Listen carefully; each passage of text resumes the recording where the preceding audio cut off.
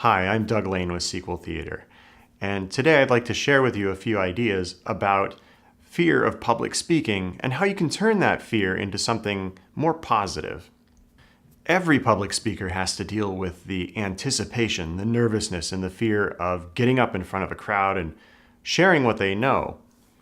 But it doesn't have to be entirely fear-based. There's a way that you can turn that nervous energy into something more positive. And the more experienced speakers can actually do this. And over time, you can too. It's with something called a gift-giving mentality.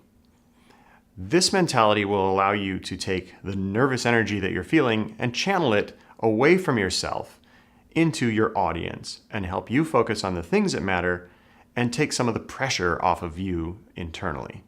The gift-giving mentality just means that rather than focusing on all the things that could go wrong with you, all the things that you want in your presentation, you think more about what your audience wants, and you think more about how this presentation isn't a chore or something to dread, but rather a gift that you're giving to your audience.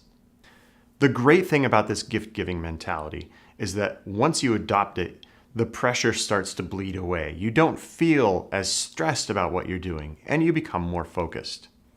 In particular, I want to share 3 things about the gift-giving mentality that will help you get over the fear of speaking.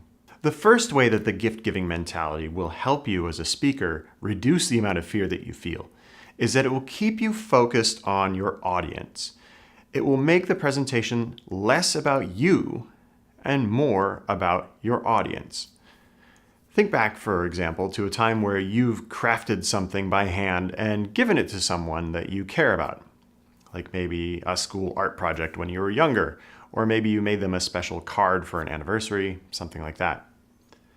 When you did that, were you more concerned about looking like a fool when you did it, or were you more concerned about whether or not the person you were giving this to was going to appreciate it, and whether or not you had put enough work into it, whether you were proud of that work?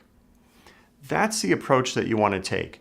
Not so much that you're going to look bad, but did I put in enough work?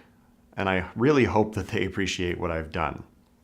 This in turn will help you when it comes time to actually deliver the presentation, because you'll feel confident knowing that you put enough effort into this work that you can be proud of it. The second way that the gift-giving mentality can help you out is it will keep you focused on what your audience wants to know. It'll keep you focused on creating content that they want to hear, that they will understand, that's at their level. It will keep you in tune with exactly why you're doing this in the first place. By keeping focused on your audience, you'll avoid mistakes like talking over their heads by being too complex or too abstract. You'll avoid putting pop culture references in your deck that no one will understand. I'm giggling because I've done that plenty of times myself. And you'll also avoid doing anything that the audience might find inappropriate or insulting. Remember, this is a gift and you want it to go over well. You don't want to give them a new pair of pants and say, "These won't make you look fat." That's definitely not going to be a gift well received. The third thing that the gift-giving mentality will give you is a little bit of cushion if you get feedback about your presentation. It's kind of like this. If we have a room full of people and you have a gift that you hand to each one of these people personally, not everyone is going to appreciate that gift at the same level.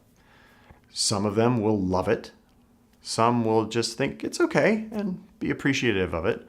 And others will have no intention of using anything you just gave them, but they'll probably at least be grateful that you tried. So don't take it personally when this happens. It would be the same if you're giving a presentation or if you're actually putting something on the table in front of them. Some people just will value it more than others. And that's the approach that will help you absorb feedback a little bit better when maybe not everything people have to say to you is positive. Now, there's a lot more that I could say about the gift-giving mentality, but hopefully these 3 things, that is, making it about the audience and not you, and designing your presentation around what they will best appreciate, and then being able to absorb and use feedback without taking it too personally, will help you get over the fear of public speaking and giving presentations. And hopefully it will allow you to channel some of that fear into nervous energy and create the best gift you can for your audience. Thanks for watching.